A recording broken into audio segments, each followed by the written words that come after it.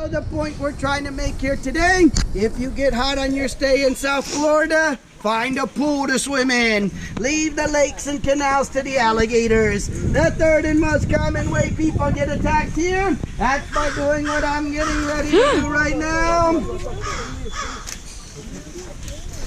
Oh, wow. Feeding an alligator is a very bad idea. Alligators who are naturally scared of man, once given that first piece of food, they lose that natural fear and they'll come right on up to you. And it is against federal law to feed or harass a wild alligator. If you get caught doing it, not only may there be some fines involved, but how many of you guys noticed that prison down the road? All right. How many of you out here have not yet been on the airboats?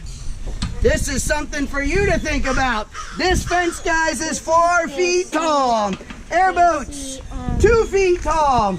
Notice that alligators are very capable of jumping and climbing. So, can an alligator jump or climb in the boat?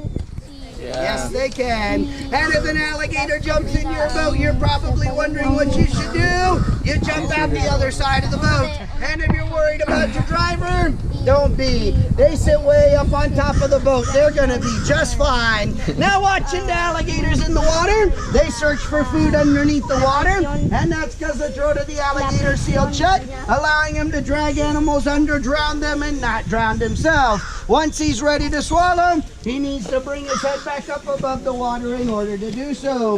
We do try to throw the food to the side of the head of the alligators, and that's because they see from the side. They cannot see directly in front of them. It's a blind spot. Behind those eyes, they do have ears. They have a waterproofing flap that does protect the ear to prevent water from going down into the ear canal.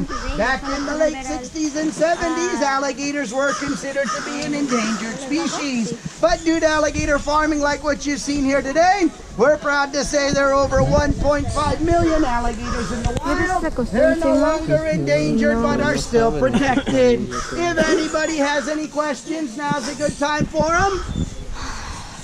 Who do you sell alligators to? Most of the alligators that leave this facility go to other parks and zoos. And about 90% of them end up coming back.